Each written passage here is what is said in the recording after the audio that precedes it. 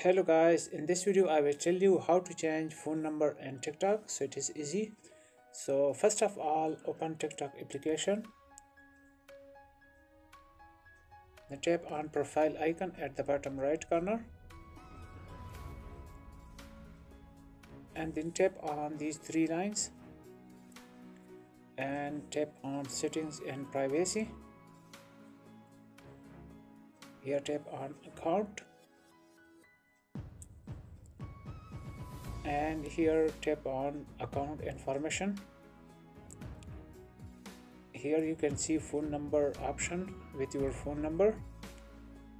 Tap on this and then tap on change phone. Now you will get a phone code on your phone number, so tap on use phone number.